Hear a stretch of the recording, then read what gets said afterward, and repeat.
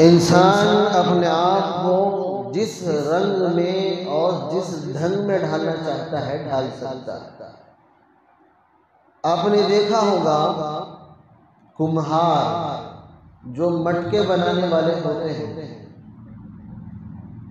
ان کے ہاتھ جب چکنی مٹی لگتی ہے تو پھر وہ اپنے تجربے اور اپنے ہنر سے اس مٹی کو ایک شکل دیتے ہیں جسے سراہی کہا جاتا ہے، جسے گڑھا کہا جاتا ہے، اور اس کی ہزاروں قسمیں ہیں جس سے انسان فائدہ اٹھاتا ہے۔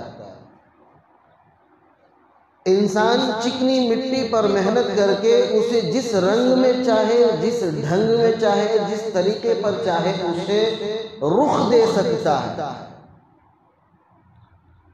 اور اسی کھنکھناتی ہوئی چکنی مٹی سے انسان بھی پیدا ہوا ہے۔ خلق الانسان من صلصال كالفخار وَلَقَدْ خَلَقْنَا الْإِنسَانَ مِنْ طِينٍ خَلَقَهُ مِنْ تُرَابٍ۔ یہ ساری چیزیں مٹی کی قسمیں ہیں، کبھی تراب کہا، کبھی طین کہا، کبھی اللہ تعالیٰ نے صلصال کالفخار کہا، کئی قسم مٹی کے جس سے انسان بنایا گیا ہے۔ انسان کو جب بنانے کا اللہ کا ارادہ ہوا،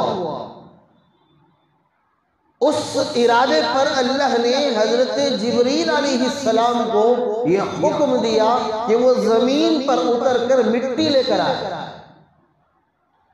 حضرت جبریل علیہ السلام زمین پر اترے اور مٹی اٹھانے کے لیے جب گئے تو زمین نے معذرت کی، عذر پیش کیا کہ مجھے نہ لے جاؤ، میں نہیں چاہتی کہ میرے حصے سے کوئی مخلوق بنے اور وہ مخلوق خدا کی نافرمانی کرے، خدا سے بغاوت کرے، خدا کے احکامات کو توڑے، خدا کے محبوب دین کو چھوڑ کے زندگی گزارے۔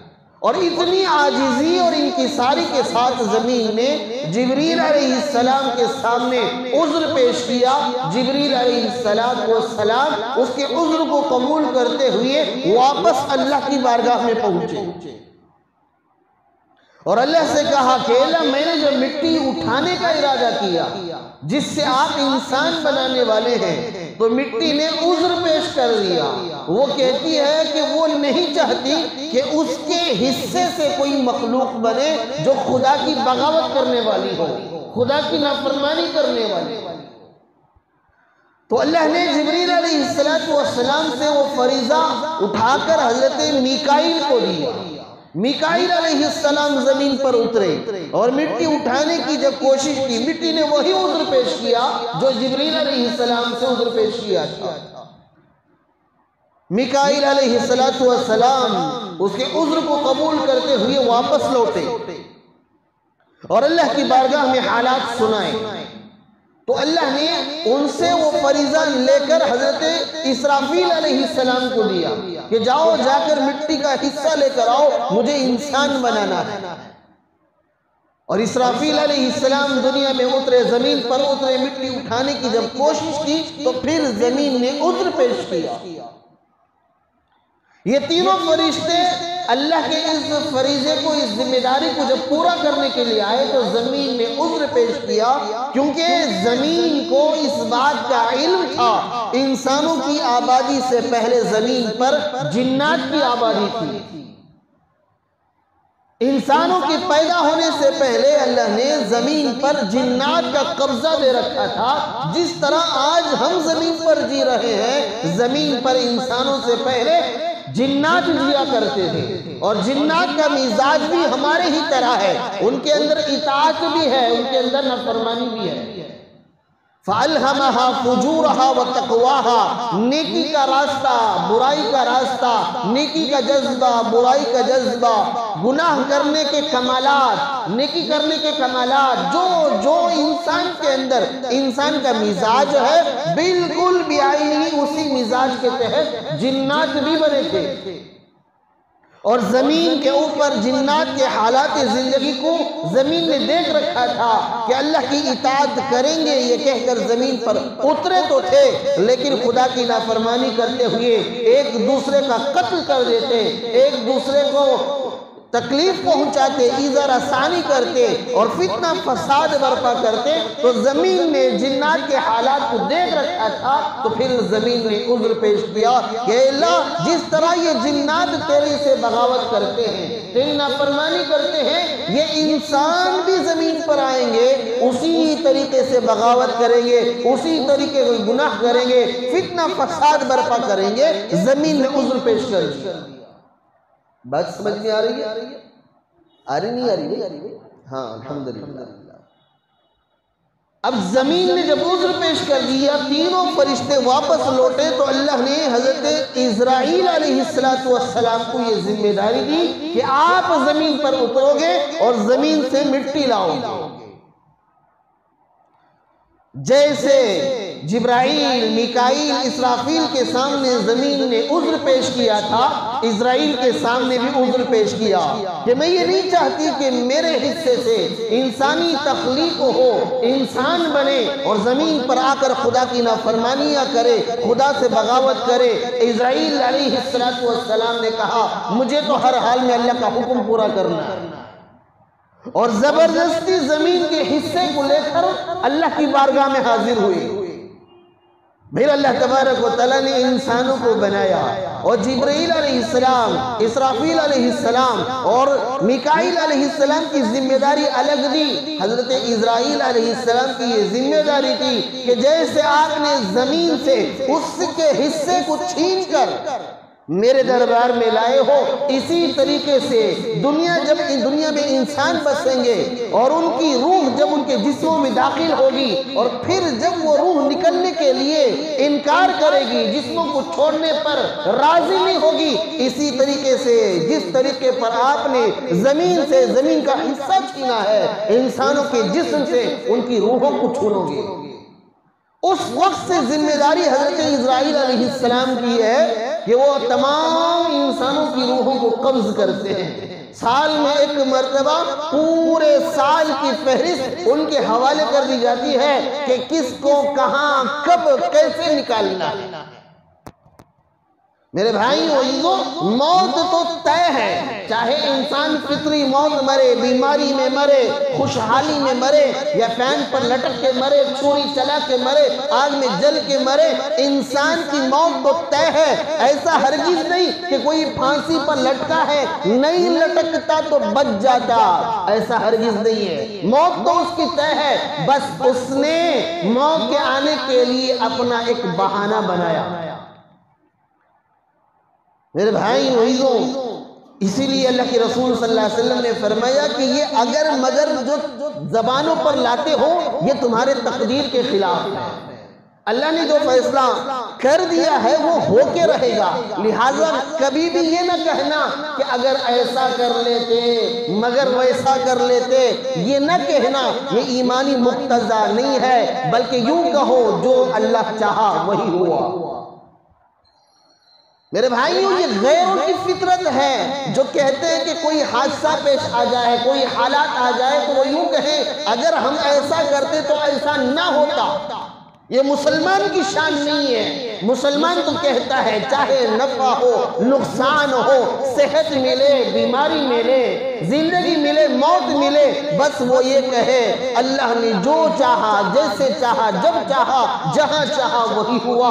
بس ہیلا ایک ہم نے اپنی طرف سے کر لیا۔ خودکشی کرنے والے، جل کر مرنے والے، ڈوب کر مرنے والے، فینوں پر لٹک کر مرنے والے، یہ سارے کے سارے میرے بھائی وہ ان کی موت تو طے تھی، اسی وقت آنا ہے، لیکن اس نے اپنی طرف سے تعدی کر لیا، اپنے عمل کو شامل کر لیا، اسی کا گناہ اسے ہوگا۔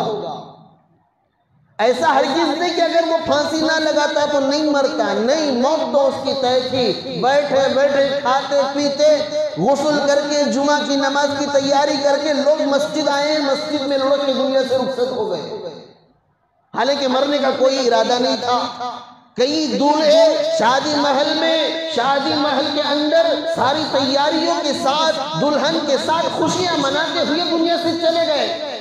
میرے بھائیوں، اگر کوئی ان سے پوچھے مرنا چاہتے ہو تو کوئی تیار ہوگا؟ ہر ایک کہتا ہے کہ حضرت ابھی تو میری شادی ہو رہی ہے، ابھی تو میں وہ خوشیاں اور وہ ساری میری جو حدیں تھی خواہشات کی وہ آج پوری ہونے والی ہے کہ آپ موت کی بات کر رہے ہیں۔ لیکن ہوتا یہ ہے کہ کئی دلہا کئی دلہن شادی محلوں میں مسندوں پر بیٹھ کر مسہریوں پر بیٹھ کر شادی کے جوڑے پہن کر عطر وغیرہ لگا کر غسل وغیرہ کر کے پوری تیاری ہوتی ہے جینے کی، لیکن موت آ کر اچک کے لے جاتی ہے۔ تو میرے بھائی یہ اگر اور مگر یہ مسلمان کی شان نہیں ہے۔ جب بھی حالات اچھے ہوں یا برے ہوں وہ اپنی زبان سے یوں کہتا ہے لا حول ولا قوت الا باللہ، ما شاء اللہ لا حول ولا قوت الا باللہ۔ تمام تر طاقتیں تمام تر قوتیں اللہ ہی کی جانب سے ہیں، جو وہ چاہتا ہے وہ ہوتا ہے۔ تو جبریل علیہ السلام، میکائیل علیہ السلام اور اسرافیل علیہ السلام کی ذمہ داریاں وہ الگ ہو گئی۔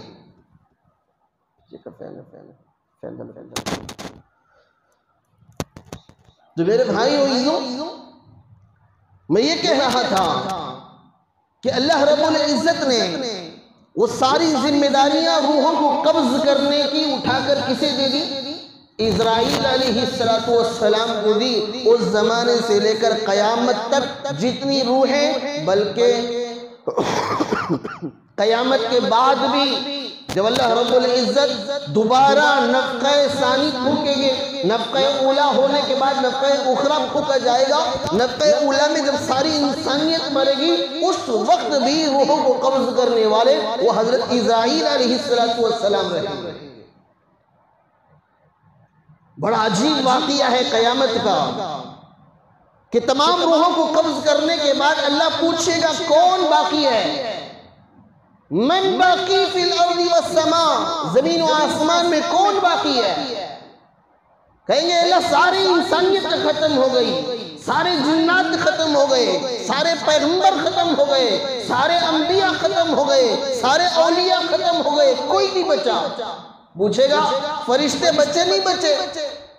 اسرائیل علیہ السلام کے فرشتے بچے، کہا چلو ان کی بھی روح قبض کرو۔ تمام فرشتوں کی روح قبض کر دی جائے گی اور اللہ پوچھے گا کون باقی ہے؟ کہے گا اللہ تیرے عرش کے اٹھانے والے 8 فرشتے باقی ہیں۔ اللہ کہے گا ان کی روح بھی قبض کرو، ان کی بھی روح قبض ہو جائے گی۔ اب پوچھے گا من منکم باقی، کون باقی ہے؟ کہیں گے اسرائیل کہیں گے اللہ میں باقی ہوں اور آپ باقی ہیں۔ کہا آج تو وَيَبْقَى وَجْهُ رَبِّكَ ذُو الْجَلَالِ وَالْإِكْرَامِ، اللہ کی ذات کے علاوہ دنیا میں آج کوئی باقی نہیں رہے گا۔ اسرائیل تمہیں بھی مرنا ہے۔ اسرائیل کی روح اپنی جب روح کے جسم کو چھوڑ کر نکلے گی اس زور سے چیخ ماریں گے تکلیف کو برداشت کرتے ہوئے۔ نبی کریم صلی اللہ علیہ وسلم فرماتے ہیں کہ اگر ساری انسانیت باقی رہتی ان کی چیخ کو سن کر دوبارہ مر جاتی۔ میرے بھائیوں، ساری انسانیت، سارے فرشتے، سارے جنات، ساری مخلوقات جب ختم ہو جائیں گے اللہ پوچھیں گے این الملوک، کہاں ہے بادشاہ، کہاں ہے سلطنت والے، کہاں ہے دولت والے، کہاں ہے بنگلے والے، کہاں ہے بہادر، کہاں ہے پہلوان، کہاں ہے وہ حسین خوبصورت نوجوان جو ہمیشہ یہ سوچتے تھے کہ یہ نعمتیں ان پر رہیں، ان کے پاس ہمیشہ باقی رہیں گی؟ کوئی آواز نہیں آئے گی۔ پھر دوبارہ سور پھونکا جائے گا تو پھر سارے لوگ پیدا ہو جائیں گے۔ تو میرے بھائیوں، میں یہ بتا رہا تھا کہ اللہ نے زمین پر جنات کو آباد کیا، جنات کے بعد انسانوں کو آباد کیا۔ انسانوں کی پیدائش مٹی سے ہے تو مٹی کی خاصیت انسانوں کے اندر بھی ہے۔ زمین پر محنت ہوتی ہے، زمین پر ہل جوتا جائے، دانہ ڈالا جائے، سیرابی کیا جائے اور آبشاری کیا جائے۔ میرے بھائیوں، وہ زمین پھل پھول پودے اور سرسبز و شادابی ظاہر کرتی ہے۔ سارے لوگ اس زمین سے فائدہ اٹھاتے ہیں، کوئی پھل سے فائدہ اٹھاتا ہے، کوئی پھولوں سے فائدہ اٹھاتا ہے، کوئی رس بھرے فروٹ سے فائدہ اٹھاتا ہے، کوئی سائے سے فائدہ اٹھاتا ہے، حتیٰ کہ ان پتوں کو جانور چر کے اپنا پیٹ بھرتے ہیں۔ لیکن اگر اسی زمین پر اسی زمین کی فکر نہ کیا جائے، اس زمین کو ایسے ہی بنجر چھوڑ دیا جائے، نہ آبشاری ہو، نہ سیرابی کا کام ہو، نہ ہل جوتا جائے، بلکہ اسے یوں ہی چھوڑ دیا جائے، تو ایک دن آئے گا، ایک زمانہ آئے گا کہ جو زمین آج سے پہلے پھل پھول پودے دینے والی تھی، آج اس بھیانک جنگل کی وہ شکل میں بدل گئی ہے، اور لوگ وہاں سے گزرنے سے ہچکچاتے ہیں، حتیٰ کہ موذی جانور وہاں پہنچ گئے، سانپ، بچھو، اژدہے اور جنگلی جانوروں کا وہاں جینا بسر شروع ہو جاتا ہے، اور لوگ اس جگہ سے ہٹ کر ایسے علاقوں میں رہنے کی کوشش کرتے ہیں جہاں پر انسانوں کی آبادی ہوتی ہے۔ میرے بھائی عزیزو، آج بالکل انسانوں کی مزاج، انسانوں کی بناوٹ اسی میرے بھائی عزیزو فارمولے کے تحت ہے۔ زمین پر جب بھی فتنہ فساد ہوتا ہے، اس کی بنیادی وجہ ہوتی کہ ان کے درمیان نبی نہ ہوتا۔ لوگ چین سکون راحت کی زندگی جی رہے ہیں، ایک دوسرے کو قتل نہیں کر رہے، ایک دوسرے کو تکلیف نہیں پہنچا رہے، ایک دوسرے کا خیال رکھ رہے ہیں، اس کا مطلب یہ ہوتا کہ ان کے درمیان نبی زندہ ہوتا۔ اگر نبی زندہ نہ ہوتا، دنیا سے رخصت ہو گیا، تو انسان میرے بھائی عزیزو، جیسے کہ میں نے کہا باغات کا ایک باغبان ہوتا ہے، باغوان جس باغ کا ہو، وہ باغ ہمیشہ سرسبز و شاداب ہوتا ہے، وہاں سے فائدہ ہوتا ہے، اور جس باغ کا مالی نہ ہو، باغبان نہ ہو، پھر میرے بھائی عزیزو وہاں سے کیا ہوگا؟ وہی ایذا پہنچانے والے موذی جانور ہوں گے۔ تو یہ انسان باغ ہیں، اور ان باغوں میں محنت کرنے والے باغبان و انبیاء علیہم السلام ہیں۔ انبیاء علیہم السلام دلوں پر محنت کرتے، خدائی محبت کو، پیغمبروں کی محبت کو، مذہب کی محبت کو داخل کرتے، تو پھر انسان اللہ اس کے رسول کے لیے، اپنی آخرت کے لیے، اس کے جسم سے نکلنے والے اعضاء اتنے خوبصورت اور اتنے اچھے ہوتے کہ ساری انسانیت اس سے فائدہ اٹھاتی، چاہے فائدہ اٹھانے والے مسلمان ہو یا غیر مسلم ہو۔ اور انبیاء جب دنیا سے چلے جاتے، انبیاء کا وصال ہو جاتا، انبیاء دنیا سے رخصت ہو جاتے، تو پھر انہی لوگوں میں ایسے اعمال پیدا ہو جاتے، ایسے اسباب پیدا ہو جاتے جو ایک دوسرے کو تکلیف پہنچانے والے، حرام و حلال کی تمیز ختم کر کے، سودی کاروبار کر کے، حرام غذاؤں کے ساتھ زندگی بسر کرتے ہوئے، حرام کاری کرتے ہوئے، زنا کے بازار کھولے ہوئے، زنا کے اڈے کھولے ہوئے، شراب کے اڈے کھولے ہوئے، جوئے بازی کے اڈے کھولے ہوئے، مسلمان جس کے صدقے میں ساری دنیا چلتی ہے، وہ مسلمان زنا بھی کرتا ہوا ملے گا، سود خوری کے معاملے میں بھی ملے گا، شراب نوشی کے معاملے میں بھی ملے گا، حتیٰ کہ قتل غارت گیری کے معاملے میں بھی مسلمان ہی ملے گا۔ اس کی وجہ کیا ہے؟ انبیاء دنیا سے رخصت ہو جاتے۔ میرے بھائیوں میں ذرا دور سے آپ کو لے کے آ رہا ہوں، ذرا غور سے بات سمجھیے کہ آج ہمارا معاشرہ اتنا جانوروں کی خصلتوں کے ساتھ جینے والا، حقیقت میں ایمانی اور اعمالی چشمہ اگر پہن کر دیکھو گے تو کوئی شام کی شکل میں نظر آئے گا، کوئی شیر کی شکل میں نظر آئے گا، کوئی کتے کی شکل میں نظر آئے گا، کوئی خنزیر کی شکل میں نظر آئے گا۔ میرے بھائی عزیزو، کینسر کی جو بیماری ہوتی ہے، ایڈز کی جو بیماری ہوتی ہے، اس میں جسم صحیح سلامت ہوتی ہے، شروع میں پتہ بھی نہیں چلتا کہ یہ کینسر کا مریض ہے۔ جب 4 سٹیج کو پہنچ جائے، 3rd سٹیج کو پہنچ جائے، بیماری کے اثرات جسم سے باہر ہوتے ہیں، لیکن 1st سٹیج اور 2nd سٹیج میں بیماری جسم میں پتہ بھی نہیں چلتا۔ بہت کم ایسا ہوتا ہے، کوئی اور بیماری دکھانے کے لیے گئے تھے، لیکن پہلے ہی سٹیج میں، 2nd سٹیج میں ہی معلوم ہو گیا کہ کینسر اٹیک ہے۔ لیکن ڈاکٹر کیا کہتا ہے معلوم ہے کہ حضرت بڑے خوش نصیب ہوں آپ کہ 1st سٹیج اور 2nd سٹیج میں کینسر کا پتہ نہیں چلتا، ایڈز کا پتہ نہیں چلتا، لوگ غفلت میں پڑے رہتے ہیں۔ جب بیماری پختی ہو جاتی ہے پھر ڈاکٹروں کے پاس جایا جاتا ہے۔ میرے بھائی عزیزو، بالکل اسی طرح ہمارے جس طرح ڈاکٹر پہلے ہی سٹیج پر، 2nd سٹیج پر بیماری کو پہچان لیتا ہے، حالانکہ جسم ہٹا کٹا ہے میرے بھائیوں، بالکل اسی طرح ہم دیکھنے کے اعتبار سے 2 ہاتھ 2 پیر 2 آنکھ 1 ناک 2 ہونٹ اور 1 زبان کے ساتھ جی تو رہے ہیں، لیکن ہمارے اخلاقی مزاج، ہمارے اخلاقی معیار اتنے خطرناک ہیں۔ اگر دینی، علمی اور ولایت والے چشمے کو پہن کر سکین کیا جائے تو سکیننگ میں پتہ چلے گا یہ ہے تو انسان، اس کا مزاج کسی زہریلے اژدہے سے کم نہیں ہے۔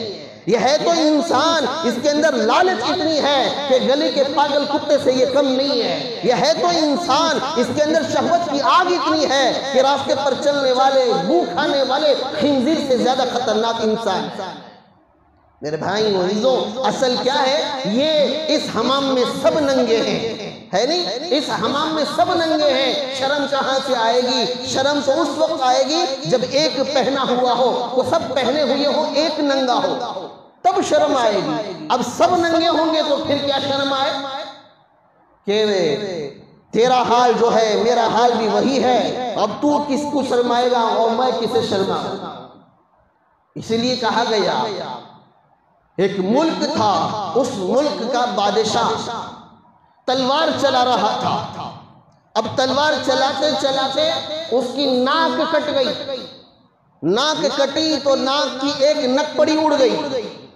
اب بادشاہ جب اپنے تخت پر بیٹھا تو سارے لوگ، وزراء، سردار اور لوگ ہنسنے لگے، بھائی یہ دیکھو ہمارا بادشاہ، اس کی ایک نک پڑی ہی نہیں ہے۔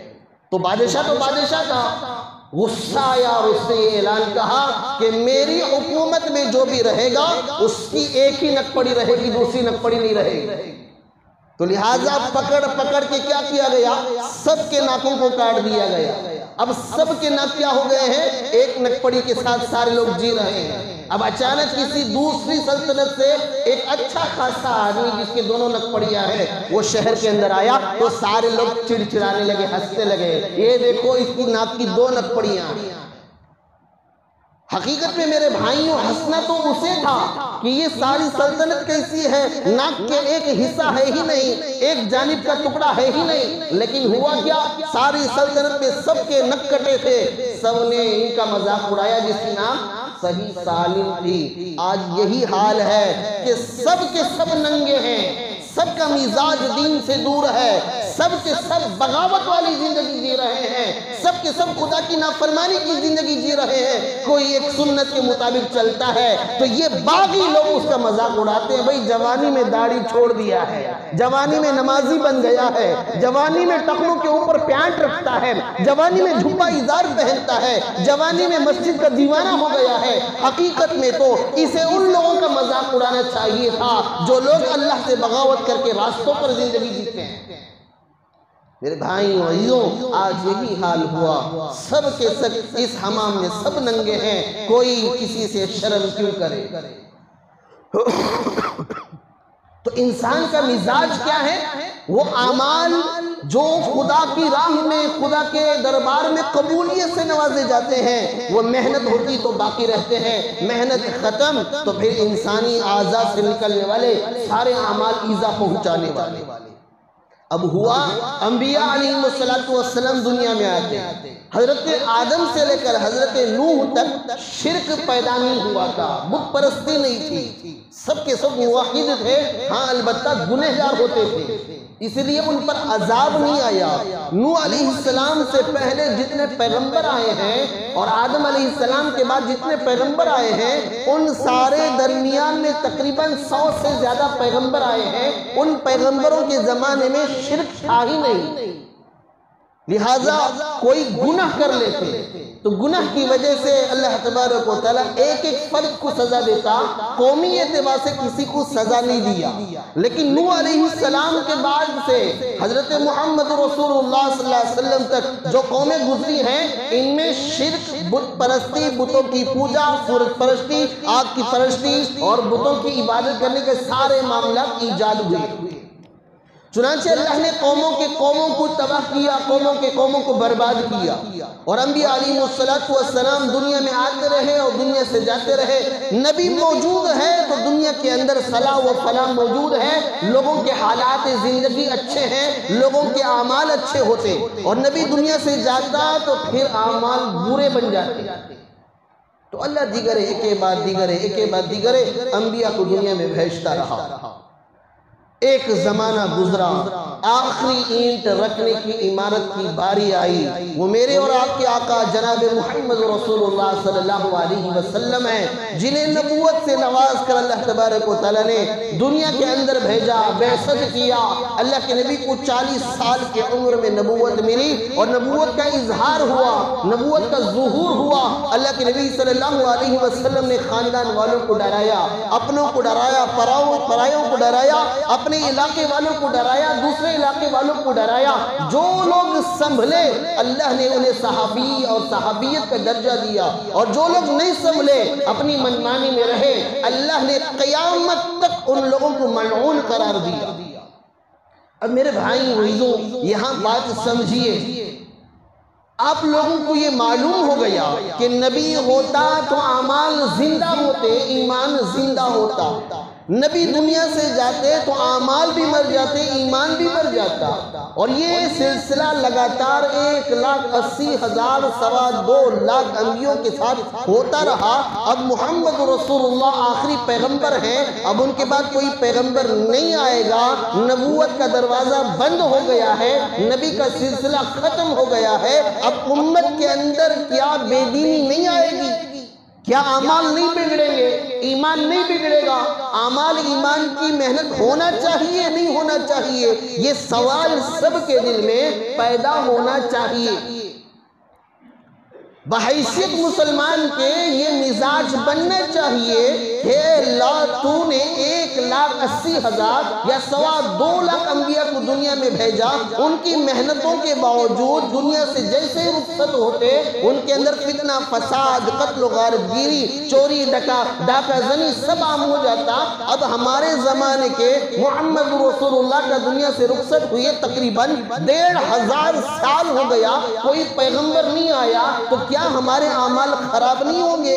ہمارا ایمان خراب نہیں ہوگا؟ ہمارے اندر ڈاکہ زنی نہیں ہوگی؟ ہمارے اندر زناکاری نہیں ہوگی؟ ہمارے اندر بدکاری نہیں ہوگی؟ اسی کا ایک حصہ ہے جو گزشتہ 15 دن پہلے خاندان پھانسی پر لٹک کے مر گیا، اسی کا نتیجہ ہے۔ اگر دلوں کے اندر ایمان ہوتا، اعمال ہوتا، نہ قرض لینے والا سود لیتا، نہ قرض دینے والا سود دیتا، نہ زیادہ ظلم و زیادتی یہ کرتا، نہ ظلم و زیادتی کی وجہ سے وہ خودکشی کرتا۔ یہ بیماری پیدا کیوں ہوئی؟ اس لیے کہ نبی دنیا میں نہیں ہے تو انسان کے جسم سے نکلنے والے اعمال اور ایمان دونوں خراب ہو گئے۔ اور پھر یہ ذمہ داری کون پورا کرے گا؟ کیا ہمیں نبیوں کا کام کرنا ہے؟ میرے بھائیوں عزیزوں، اللہ رب العزت نے کہا کنتم خیر امت اخرجت للناس، تم خیر امت ہو۔ اللہ نے لقب عطا کیا محمد رسول اللہ صلی اللہ علیہ وسلم کی امت کو خیر امت۔ خیر امت کسے کہتے ہیں؟ کہ تمام امتوں میں سب سے بھلی والی امت۔ اب کیوں میرے بھائیوں؟ کہاں کہ بلڈنگیں بنائیں گے، شادیوں میں خوب پیسہ خرچ کریں گے، دسترخوان خوب سجیں گے، اس لیے نہیں میرے بھائیوں، اللہ نے آگے تفصیل بیان فرمائی کنتم خیر امت اخرجت للناس، لوگوں کے نفع کے لیے تمہیں ہم نے پیدا کیا ہے۔ تمہاری پیدائش تو ہی بیکار نہیں ہے۔ جس طرح محلے کے اندر ایک کتا 10 بچے ڈال دیا تو بیکار وہ پیدا ہو گئے، انسان ایسا پیدا ہو گیا۔ محمد رسول اللہ کا ایک امتی ایسے ہی 10 کتے کے بچوں جیسا پیدا ہو کے دنیا سے جانا ہے۔ نہیں میرے بھائیوں، اس کی ایک وجہ ہے، اسی وجہ کا نام اخرجت للناس، لوگوں کے نفع کے لیے۔ کون سا نفع؟ کسی کو کھانا کھلاؤ فائدہ ہوگا، کسی کو کپڑے پہناؤ فائدہ ہوگا، کسی کو گھر بنا کے دے دو فائدہ ہوگا، یہ سارے فائدے ہیں ہی، لیکن ان سب سے بڑا فائدہ یہ ہے کہ وہ اس کا ایمان اور اس کا عمل سلامت رہے، اس کا ایمان اور اس کا عمل عمل سلامت رہے، یہ سب سے بڑا فائدہ ہے۔ تأمرون بالمعروف وتنہون عن المنکر، بھلائیوں کا حکم کرتے ہو، برائیوں سے روکتے ہو۔ مطلب کیا؟ نیکی کا حکم کرنے کا مطلب کیا؟ نیکی پر چلتے ہوئے نیکیوں کا حکم کرنا، اور برائیوں سے رکتے ہوئے دوسروں کو برائیوں سے روکنا۔ اس زندگی کا ایک الگ ہی اثر ہوتا ہے، دلوں کو چھیدتے ہوئے وہ بات دلوں کے اندر اترتی ہے۔ اب میرے بھائی وعیدوں، اللہ کے رسول صلی اللہ علیہ وسلم کے زمانے میں اللہ کے نبی صلی اللہ علیہ وسلم جب کام لے کے کھڑے ہوئے، لوگوں کو ایک اللہ کی طرف بلاتے، اعمال کی طرف بلاتے، تو لوگ اللہ کے نبی کو تانا دیتے۔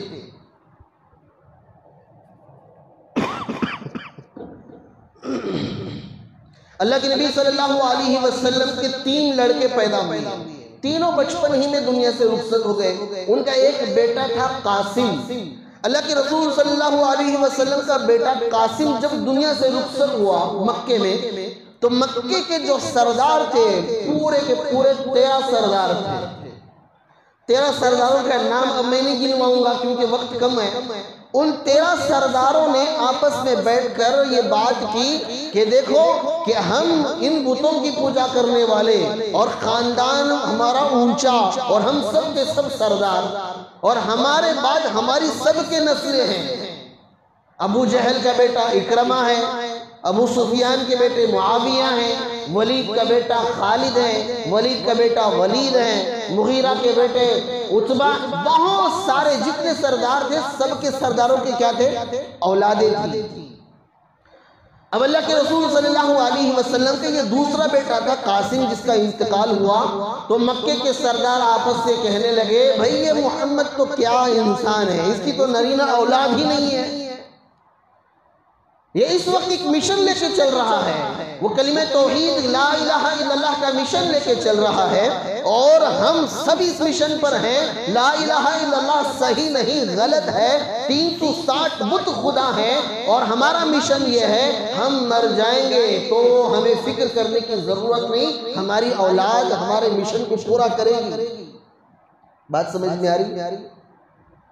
ابو جہل، عتبہ، ولید، ابو لہب، ابو جہل، یہ سارے بیٹھ کر یہ سوچ رہے ہیں کہ اگر ہم مر جائیں اس مشن کو کام کرتے ہوئے تو ہماری نسل ہے، ہماری اولاد ہے جو یہ مشن لے کے کھڑی ہوگی، اور محمد رسول اللہ صلی اللہ علیہ وسلم مر جائیں گے تو ان کی کوئی اولاد نہیں ہے، نرینہ اولاد، تو ان کا مشن بھی کیا ہو جائے گا؟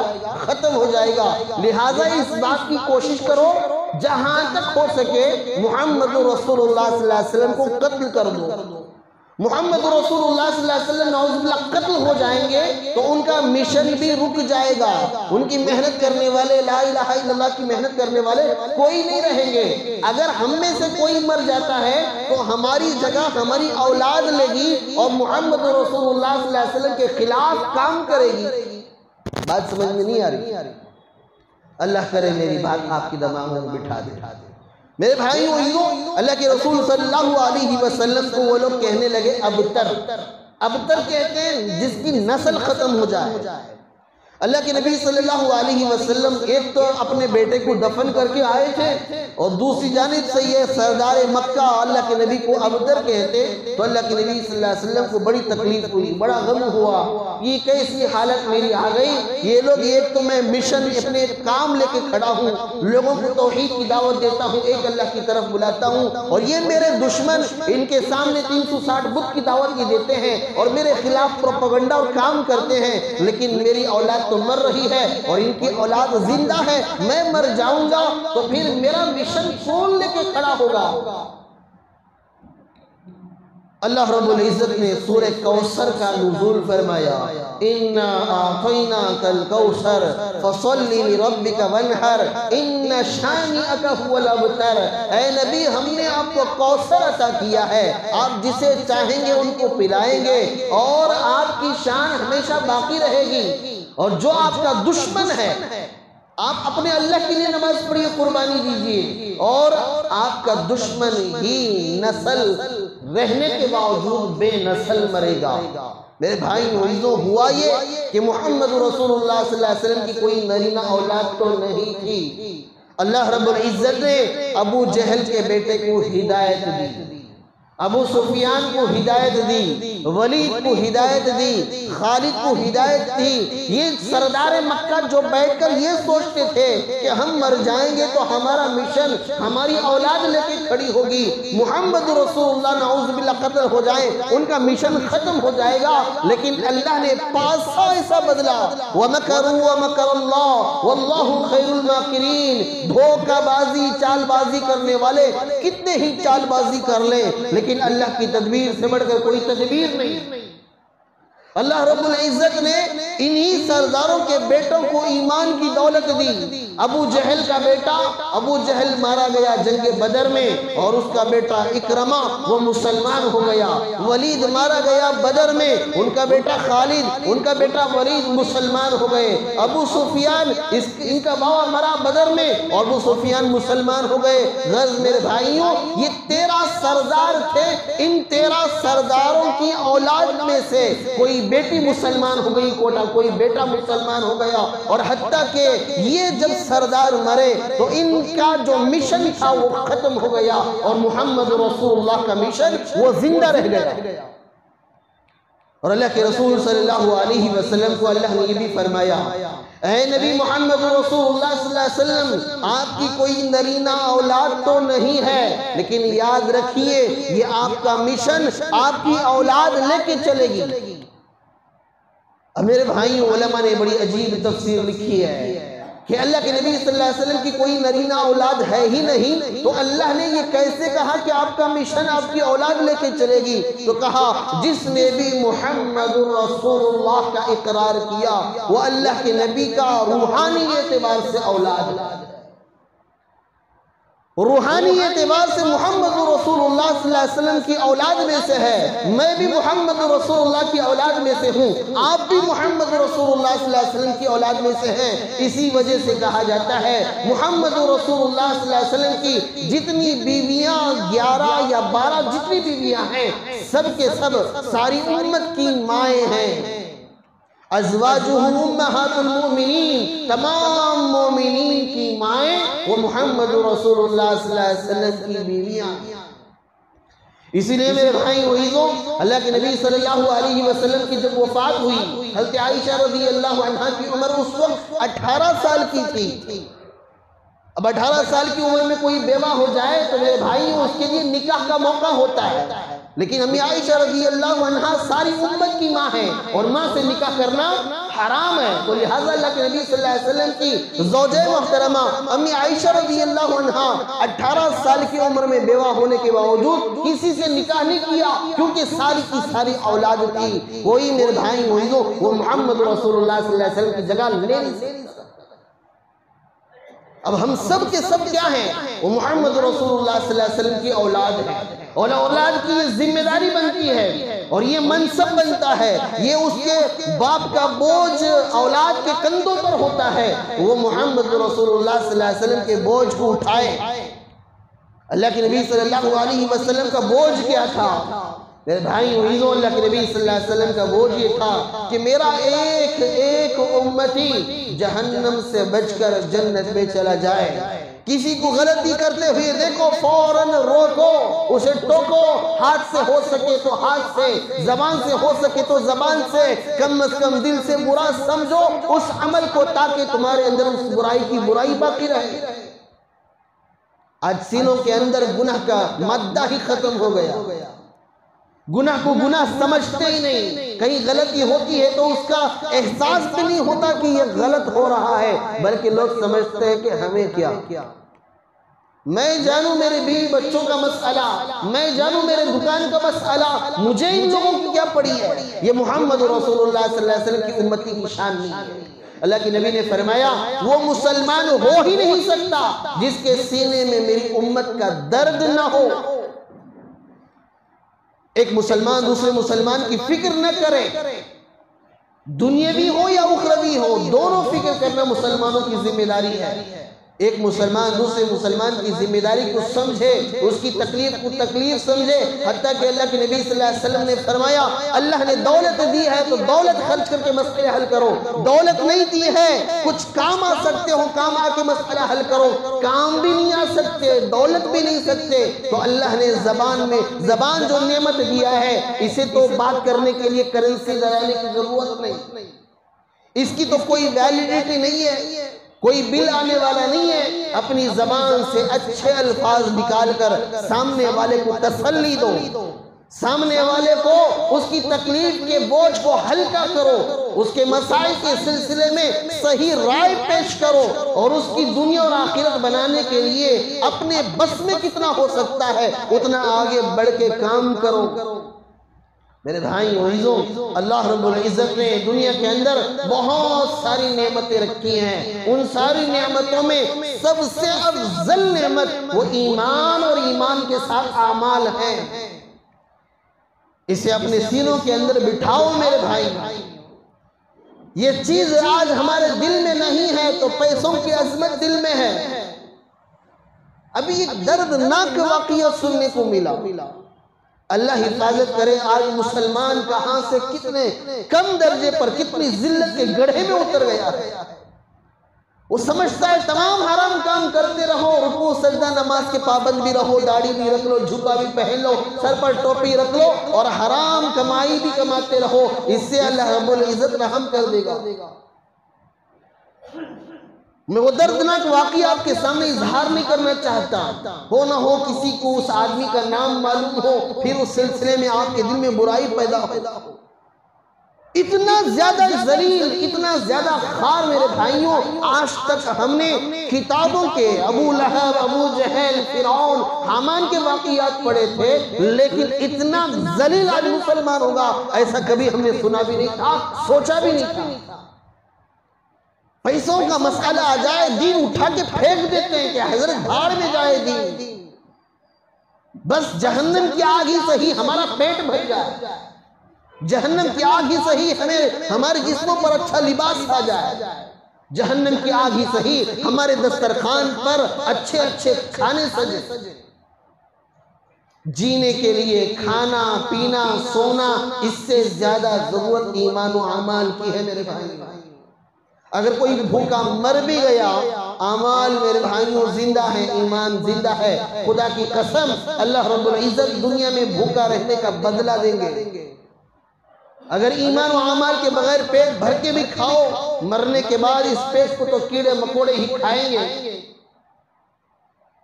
ایک وقت آئے گا یہ جسم اچھا کھانے والا اتنا سڑ گل جائے گا میرے بھائیوں عزیزوں، گندگی اور غلاظت کی بدبو برداشت کر لے جا، لیکن میرے بھائیوں انسان کا جسم جب سڑتا ہے میرے بھائیوں اس کی گندگی برداشت نہیں کر سکتے۔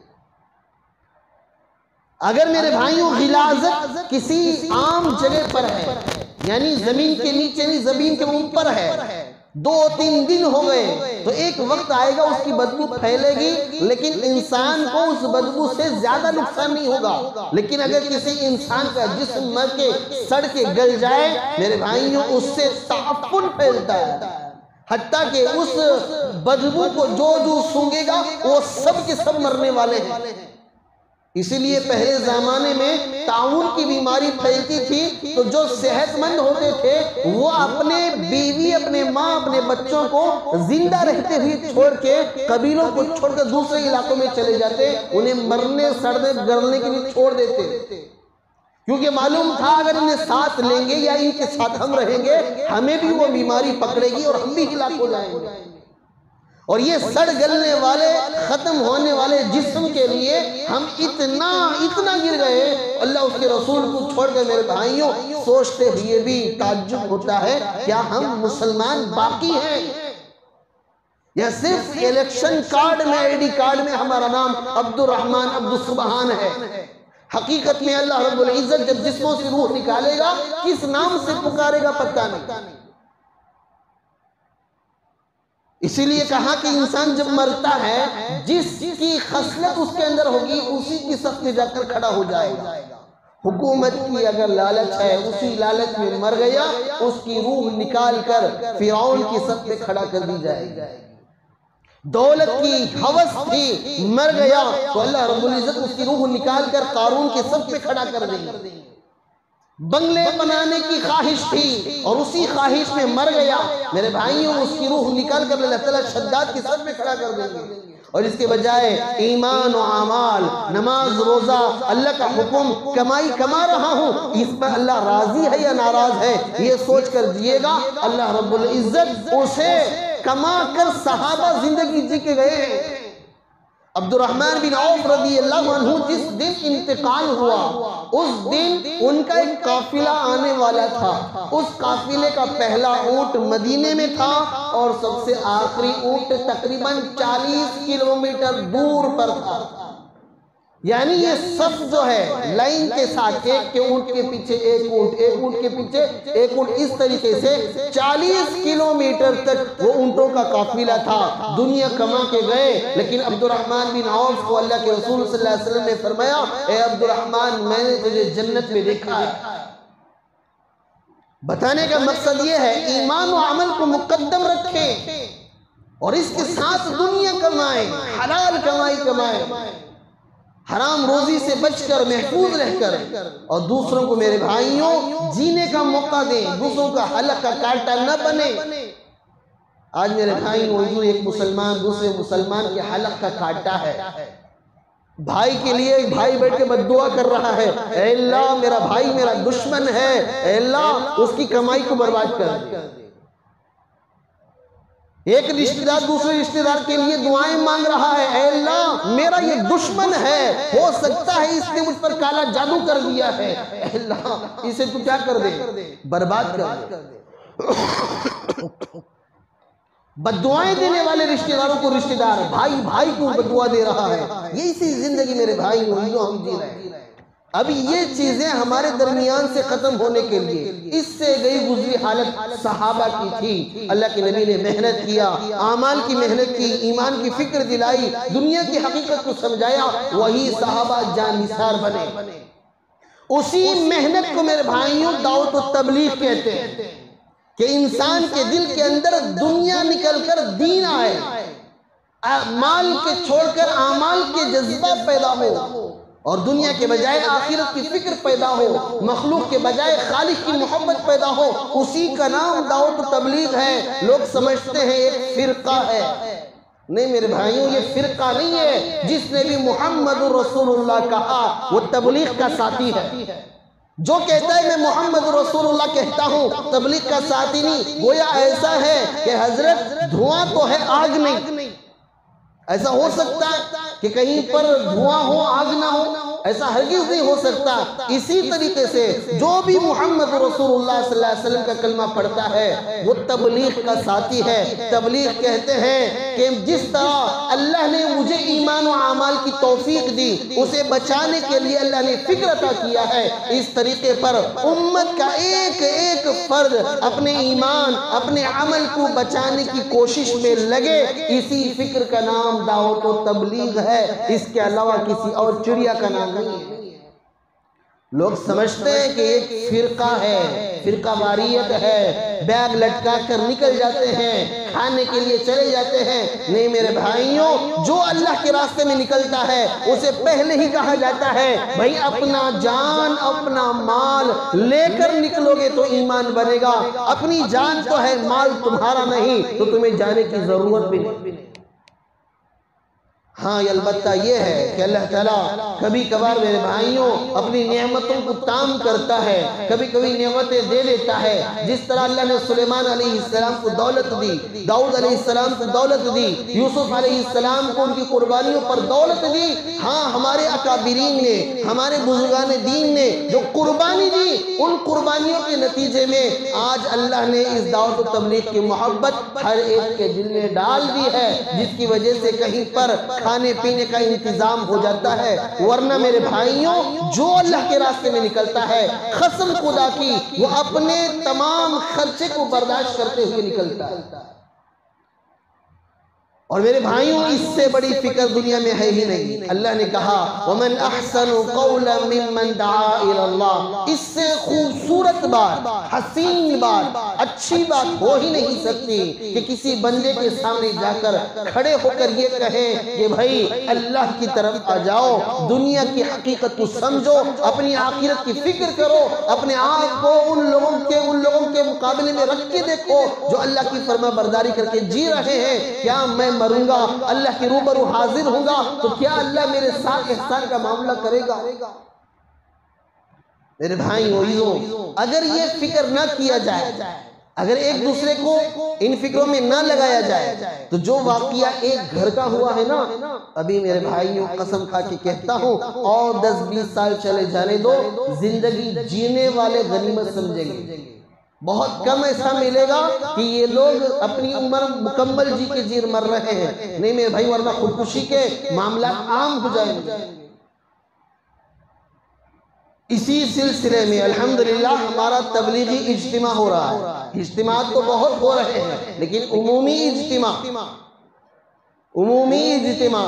کان کھول کے سن لے، عمومی اجتماع اللہ رب العزت نے اس وقت، اجتماعات تو بہت ہوئے ہیں لیکن ایک بڑے طبقے میں ہر گھر تک پہنچنا، ہر فرد تک پہنچنا، ہر علاقے میں پہنچنا، ہر تعلقے میں پہنچنا، 100 سے زیادہ جماعتوں کا نکلنا، ایک عمومی فضا بننا، ایسا 4 سال بھر ہوا ہے، جس کی بنیاد پر میرے بھائیوں ایک عمومی اجتماع ہو رہا ہے کورٹ گرے میں، جہاں اکابرین آئیں گے اپنے وقت کو فارغ کریں۔ ایسا تو شادی کے نام پر پہلے ہے نہیں، شادی کے نام پر، جلوے کے نام پر، پان کے رسم کے نام پر، ہلدی کے نام پر کتنے رسمہ ہیں، وہ پورے رسمہ بنانے کے واسطے 6 دن کیا کریں گے، وقت فارغ کرتے ہیں۔ لیکن میرے بھائیوں جہاں اللہ اس کے رسول کا مسئلہ آتا ہے، لوگ کہتے ہیں کہ حضرت فرصت نہیں، حضرت دعا کرو اللہ توفیق دے دے۔ میرے بھائیوں لوگ سمجھتے ہیں اللہ طبق میں لے کر، فرشتوں کے ساتھ طبق لے کر اس کے پاس آئے گا، ہاں میرے بندے تجھے توفیق دیتا ہوں، لے ہدایت اور جا اجتماع گا۔ کان تک پہنچنا کہ تبلیغی اجتماع ہو رہا ہے، کان تک پہنچنا اذان کی آواز، کہیں پر کھڑے کسی نے کہا کہ بھئی نماز چل، یہی اللہ کی توفیق ہے، یہی اللہ کی توفیق ہے۔ اس نے اس 1000 مجمع میں سے نکال کر تیرے کانوں تک یہ بات پہنچائی۔ اسی لیے کہا مؤذن جب اذان کہتا ہے، اگر کوئی آواز سن لے، آواز سننے کے باوجود مسجد نہ جائے تو اس نے کفر کیا۔ کفر کا مطلب کیا؟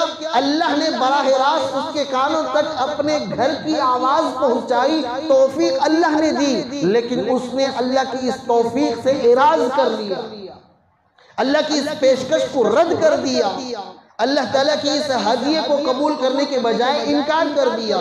اسی کو کہا کہ جو آدمی اذان کی آواز سنے مسجد نہ جائے، اس کا یہ عمل سراسر ظلم ہے، سراسر کفر ہے۔ اب لوگ سمجھتے ہیں کہ حضرت توفیق دے۔ میں ایسے ایک نوجوان کو بول رہا تھا کہ بھائی شادی ہو جا، بھائی وقت تو ٹل رہا ہے نا، شادی ہو جا۔ کہا کہ حضرت دعا کرو۔ کیا دعا کرنا؟ اللہ انتظام کر دے۔ اب اس کی عمر 22 سال ہے، کم از کم 5 سال چھوٹی لڑکی وہ شادی ہوگا تو تقریباً 22 میں سے 5 نکال دے تو 17 بچیں گے۔ اللہ نے اس کی شادی کے لیے 17 سال پہلے لڑکی پیدا کر دیا ہے، اور اللہ کیا کرنا؟ کیا اللہ خود اتر کو زمین پر نکاح پڑھانا؟ کیا 17 سال پہلے اللہ نے انتظام کر دیا کہ اس کا یہ جوڑا بنے گا، اس کی یہ دلہن بنے گی۔ اللہ نے 17 سال پہلے ہی لڑکی پیدا کر کے سارے اسباب مکمل کر دیے۔ اب جو پیچھے ہے یہ اپنی وجہ سے ہے، اللہ کی طرف سے رکاوٹ نہیں ہے۔ لوگ کہتے ہیں کہ حضرت نماز پڑھنا چاہتا ہوں اللہ سے دعا کرو، تو عمرہ کرنا چاہتا ہوں اللہ سے دعا کرو۔ میرے بھائیوں توفیق یہی ہے کہ تیرے دل کے اندر جذبہ پیدا ہو گیا، تو تیرے تک یہ بات پہنچی کہ تجھے یہ عمل کرنا ہے، یہی توفیق ہے۔ تو اسی طریقے پر میں بھی آپ لوگوں تک یہ بات پہنچاتا ہوں۔ کورٹ گرے میں ہفتہ اتوار 9-10 یعنی کل اور پرسوں 2 دن مکمل فارغ کر کے اس اجتماع میں پہنچے۔ ہماری تو کوئی حیثیت نہیں ہے، لیکن وہاں آنے والے جو اکابرین ہوں گے، ان کے اندر وہ ایمانی ملکہ ہوگا، اعمالی نور ہوگا، وہ جو محفل ہوگی وہ دینی محفل ہوگی، فرشتوں کی آمد و رفت ہوگی، وہاں پر اللہ کا سکینہ اور اللہ رب العزت کے رحمتوں کا نزول ہوگا، ہماری زندگیاں بدلیں گی۔ اللہ کے نبی صلی اللہ علیہ وسلم نے فرمایا کہ ایک بندہ جب دین کی نسبت پر گھر سے نکلتا ہے، اگر اس کا گھوڑا لید بھی کر دے، لید مطلب مینگنیاں، بکرے کے غلاظت کو لید کیا کہتے ہیں؟ مینگنیاں کہتے ہیں، گھوڑے کی غلاظت کو لید کہتے ہیں۔ تو قیامت کے دن اللہ رب العزت میزان میں اس کے لید کو بھی تولے گا، جہاں نماز، جہاں روزہ، جہاں قرآن تل رہا ہے، وہاں پر اس گھوڑے کی لید بھی تلے گی جو لید اللہ کے راستے میں نکلتی ہے، جو گھوڑا اللہ کے راستے میں نکل کر لید کرتا ہے۔ اس زمانے میں تو گھوڑے میں نہیں جائیں گے، گاڑیوں میں جائیں گے، تو گاڑیوں میں جو پیٹرول استعمال ہوگا، گاڑیوں کے اندر جو دھواں نکلے گا، اللہ کی ذات سے امید ہے کہ قیامت کے دن ہماری نجات کا اسے سامان بنائے گا۔ سب کریں گے انشاءاللہ، وقت فارغ کریں گے انشاءاللہ، سب نکلیں گے انشاءاللہ، دعوت بھی پہنچائیں گے۔ ہفتہ اتوار ہمارا عمومی اجتماع ہوگا، اس اجتماع میں اللہ والے آئیں گے، دین کی محفلیں ہوگی، دین کی باتیں ہوگی، وقت فارغ کر کے وہاں بیٹھیں گے، واپس جب آئیں گے میرے بھائیوں اللہ کی ہدایت لے کے آئیں گے، زندگیاں بدلیں گی۔ خدا کی قسم کھا کے کہتا ہوں، آج دل مرے ہوئے ہیں، مرے ہوئے دل ہمارے سینوں میں ہے۔ ایک ہے دھڑکنے والا دل، ایک ہے اللہ اس کی رسول بات سن کر انما المؤمنون الذين اذا ذكر الله وجلت قلوبهم واذا تليت آیاته زادتهم ایمانا وعلى ربهم يتوکلون۔ سورہ انفال میں اللہ کہتا ہے خالص مومن، پیور مومن وہ ہے جس کے سامنے رب کی آیتیں پڑھ کر سنائی جائے، رب کا ذکر کیا جائے، وہ دل ڈر جاتے ہیں۔ آج کیا خاک ڈر نہیں ڈر رہا ہے، عذابات پر عذاب دیکھ رہی، دل ڈرنے کا نام نہیں لے رہا، بے حس دل دھڑک تو رہا ہے لیکن مردہ ہے روحانی اعتبار سے، اللہ کا خوف کی نہیں۔ اللہ کہتا ہے انما المؤمنون الذين اذا ذکر اللہ کا جب نام لیا جائے گا ان کا دل کانپ جاتا ہے، واذا تلیت علیہم آیاتہ جب قرآن کی آیتیں پڑھی جاتی ہے زادتہم ایمانا ان کا ایمان بڑھ جاتا ہے، وعلی ربہم یتوکلون وہ اپنے رب پر کامل بھروسہ کرنے والے۔ ان کے بارے میں اللہ کہتا ہے اولئک هم المؤمنون حقا، حقیقت میں یہی مسلمان ہے، یہی مومن ہے۔ میرا دل ڈرتا نہیں، کامتا نہیں، تو اللہ کہتا ہے تو زبان کا تو مومن ہے، دل کا جھوٹا مسلمان۔ میرے بھائیوں ایک واقعہ بتا کر آپ کو میں اپنی بات ختم کرتا ہوں۔ حضرت ابراہیم علیہ السلام جنگل میں ہیں، جنگل میں بکریاں چرا رہے ہیں، دور سے ایک آواز آتی ہے سبحان الملک القدوس سبحان ذی الملک والملکوت سبحان ذی العزت والعظمت والہیبت والقدرت والکبریاء والجبروت۔ ان آیات کے اندر اللہ کی بڑائی، ان کلمات کے اندر اللہ کی عظمت کو بیان کیا گیا۔ ابراہیم علیہ السلام اس آواز کے پیچھے چلے، کہاں سے یہ آواز آ رہی؟ اب جا کر دیکھا کہ ایک بکریاں ایک چرواہا جو ہے جنگل میں بیٹھ کر ان کلمات کو پڑھ رہا ہے۔ ابراہیم علیہ السلام نے کہا کہ بھائی یہ کیا ہی مبارک کلمے ہیں، اللہ کی قدرت، اللہ کی بڑائی اس کے اندر ہے، ایک اور مرتبہ مجھے سنا دے، میرا دل بے چین ہے، میرا دل بے قرار ہے۔ میرے بھائیوں جن سے محبت ہوتی ہے نا ان کا نام لینے میں بھی بڑا مزہ آتا ہے، جن سے محبت ہو جائے رات بھر انہی کے تسبیحات، فون دیکھتے رہتے ہیں کہ کال کیوں نہیں آیا، کال کیوں نہیں آیا، میسیج کیوں نہیں آیا، فوٹو کیوں نہیں آئی۔ یہ محبت کا تعلق ہے میرے بھائیوں، یہ دل کا تعلق ہے۔ ابراہیم علیہ السلام کو اللہ سے محبت تھی، ان کلمات کو سن کر بے قرار ہو گئے اور جا کر کہا کہ بھائی ان کلمات کو پڑھ کے سناؤ۔ کہا کہ حضرت میں نہیں سناؤں گا۔ کہا کیوں؟ کہا کہ میں اس جنگل میں مسافر ہوں، میرے پاس کوئی سامان نہیں ہے، اگر آپ اس کے بدلے میں کچھ دیں گے تو میں پڑھ کے سناؤں گا۔ تو کہا میرے پاس 1000 بکریاں ہیں، ان میں سے 500 بکریاں میں دے دیتا ہوں، ایک مرتبہ پڑھ کے سناؤ۔ ان 500 بکریوں کے بدلے میں وہ آدمی اللہ کے ان کلمات کو، اللہ کی عظمت کو پڑھ کے سنایا۔ اب جب ایک مرتبہ سنے یہ تو مسکال دیا سگا ہو گیا، اب مسکال دینے کے بعد اور محبت بڑھ گئی اور پھر کہا کہ ایک اور مرتبہ پڑھ کے سناؤ۔ کہا کہ نہیں سناؤں گا۔ اب یہ جو 500 بکریاں ہیں اسے بھی لے لو۔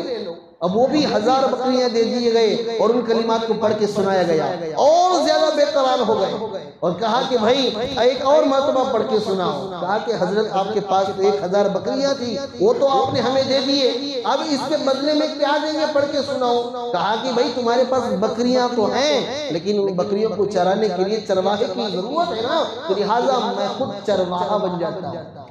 میرے بھائیوں، اپنے آپ کو چرواہا بنا کر بکا دیا اللہ کی عظمت کو سننے کے لیے۔